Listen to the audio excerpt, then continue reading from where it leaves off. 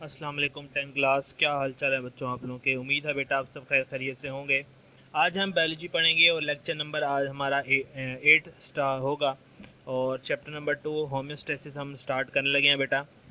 Topic आज हम जो डिस्कस करेंगे वो उसमें हम होम्योस्टेसिस जो चैप्टर है उसका कुछ इंट्रोडक्शन होगा और साथ ही साथ टॉपिक 11.1 होम्योस्टेसिस इन प्लांट। तो स्टार्ट करते हैं अपना आज का लेक्चर बेटा। अपनी बुक्स ओपन कर लें शाबाश जल्दी से। उम्मीद है बेटा आप लोगों ने अपनी बुक्स ओपन कर ली होंगी। तो स्टार्ट करते हैं हमारा अपना चैप्टर होम्योस्टेसिस। तो सबसे पहले हम डेफिनेशन पढ़ लें कि होम्योस्टेसिस होती क्या है बेटा। होम्योस्टेसिस टू डिफरेंट वर्ड्स से मिलकर बना है, होम्यो और स्टेसिस। होम्यो या होम का मतलब होता है सेम और स्टेसिस का मतलब होता है बेटा कंडीशन। ठीक है, सेम कंडीशन को मेंटेन रखना। ठीक है, देखें अगर लिखा may be defined as the maintenance of internal condition of the body at equilibrium despite the changes in the external environment. कि हमारी बॉडी के अंदर जो कंडीशंस मौजूद हैं उसको एक जैसा रखना, बाहर जो भी इन्वायरमेंट में तब्दीली आ जाए। अब फॉर एग्जांपल हम बात करते हैं, हमारी बॉडी का टेम्परेचर होता है 37, लेकिन अगर हम देखें तो सर्दियों में वो टेम्परेचर बाहर बॉडी के बाहर कम हो जाता है, गर्मियों में वो बढ़ जाता है, 50 तक चला जाता है, लेकिन हमारी बॉडी का टेम्परेचर 37 ही रहता है। तो इस चीज़ को हम होम्योस्टेसिस कहते हैं और हमारी बॉडी होम्योस्टेसिस परफॉर्म करती है। वो किस तरह से होम्योस्टेसिस परफॉर्म करती है, वो मुख्तलिफ फंक्शंस परफॉर्म करती है। तो वही हम फंक्शंस पढ़ेंगे कि वो कौन कौन से प्रोसेसेस हैं जिनके ज़रिए होम्योस्टेसिस पॉसिबल होती है। तो देखें लिखा for example the core temperature of human body remains about 37 degree despite the fluctuation in the surrounding temperature. ठीक है, यहाँ तक आप लोग इसको मार्क कर लें। ये इसकी यहाँ से लेकर यहाँ तक इसकी हो जाएगी डेफिनेशन। ठीक है, ये यहाँ तक ठीक हो गया। आगे चलते देखें लिखा हुआ similarly the blood glucose level remains about 1 gram per litre despite eating a meal rich in carbohydrates. कहता है कि अगर हम ब्लड में ग्लूकोज लेवल की बात करें तो 1 ग्राम ग्लूकोज होती है 1 लीटर ब्लड के अंदर। तो हमारी बॉडी उसको मेंटेन करती है। हमारा जो पेनक्रियाज है वो इंसुलिन हार्मोन प्रोड्यूस करता है ताकि एक्स्ट्रा ग्लूकोज जो है वो हमारे ब्लड से निकल जाए।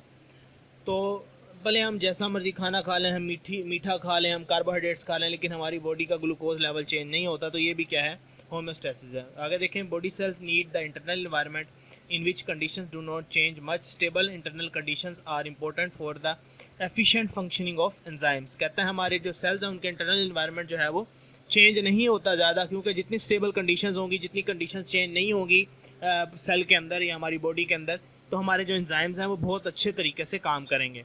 तो अब हम होम्योस्टैटिक प्रोसेसेस पढ़ने लगे हैं बेटा। ये आपने पूरा पूरा पैराग्राफ करना है। फर्स्ट है ऑस्मो रेगुलेशन। ऑस्मो रेगुलेशन क्या है? Is the maintenance of amount of water and salts in body fluids. हमारी बॉडी के जो अंदर फ्लूइड है, जैसे ब्लड हो गया, टिश्यू फ्लूइड हो गया, ठीक है, उसके अंदर जो सॉल्ट और वाटर हैं उनकी तादाद को मेंटेन करना ऑस्मो रेगुलेशन कहलाता है। We know that the relative amount of water and salts in our body fluid and inside cells controlled by the processes of diffusion and osmosis. ठीक है, which are the essential functioning of cell. तो ये आप लोगों को बात पता है कि हमारे जो ऑस्मोसिस और डिफ्यूजन के ज़रिए सॉल्ट और वाटर को मेंटेन किया जाता है हमारी बॉडी के अंदर। और आपको पता है कि टॉनिसिटी जो है वो बहुत ज़्यादा इंपॉर्टेंट चीज़ है सेल के अंदर। अगर सेल टर्जिड हो जाएगा तो यानी सेल के अंदर बहुत ज़्यादा सॉल्ट आ जाए तो सेल का पानी उसके अंदर भर सकता है। और हमने पढ़ा था बाहर सॉल्ट ज़्यादा हो तो सेल से पानी बाहर निकल जाता है। अगर आप लोगों को याद हो तो हाइपरटोनिक आइसोटोनिक हमने लास्ट क्लास में पढ़ा था। तो उस एनवायरनमेंट में काम करने के लिए हमारे पास ऑस्मो रेगुलेशन का होना लाजमी है।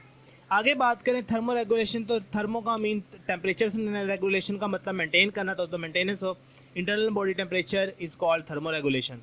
आपको पता है कि हमारी बॉडी के एंजाइम्स ऑप्टिमम pH पे काम करते हैं और हमारी बॉडी का इसीलिए जो टेम्परेचर है वो ऑप्टिमम रहता है, फिक्स रहता है। एक्सक्रीशन की बात करें तो एक्सक्रीशन भी एक होम्योस्टेसिस प्रोसेस है, क्योंकि आपको पता है अगर कूड़ा घर में पड़ा रहे तो कैसे उसमें स्मेल आने लग जाती है। तो वो हमारी बॉडी के लिए जो कूड़ा है वो नुकसानदेह होता है।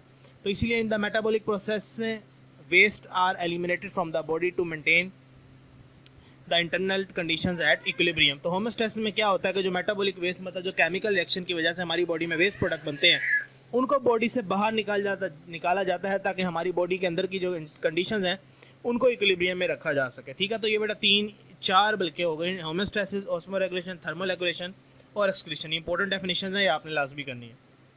आगे चले तो कहता है metabolic waste means any material that is produced during body metabolism at that may harm the body. कहता है मेटाबॉलिक वेस्ट की अपने डेफिनेशन दे दी आपको। उसका कहता है मेटाबॉलिक वेस्ट का मतलब है कि ऐसा मटेरियल जो हमारे बॉडी के मुख्तलिफ रिएक्शंस होते हैं केमिकल, उनके दौरान पैदा होता है और हमारी बॉडी के लिए नुकसानदेह होता है, तो वो मेटाबॉलिक वेस्ट कहलाता है। जैसे हम बात करें यूरिक एसिड की, अमोनिया की और यूरिया की, तो ये हमारी बॉडी के लिए नुकसानदेह होते हैं। कार्बन डाइऑक्साइड की, तो इसलिए उसको बॉडी से क्या किया जाता है, एक्सपेल आउट किया जाता है, उसको बॉडी से निकाला जाता है।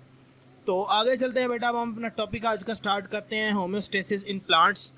तो देखें लिखा हुआ है plant respond to external changes and keep their internal condition constant. कहता है हमारा जो प्लांट है वो होम्योस्टेसिस परफॉर्म करता है।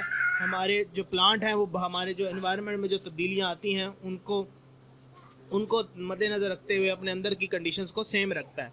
तो उसमें क्या है, कहता है दे में apply different mechanism of homeostasis of water and other chemicals, oxygen, carbon dioxide, nitrogen and materials. तो कहता है कि इसमें हमारे पास मुख्तलिफ मैकेनिज्म आ जाते हैं होम्योस्टेसिस के, जिसमें पानी और दूसरे केमिकल्स को अपने प्लांट के अंदर सेम रखना है, जिसमें ऑक्सीजन, कार्बन डाइऑक्साइड और नाइट्रोजन जैसे मटेरियल्स मौजूद हैं।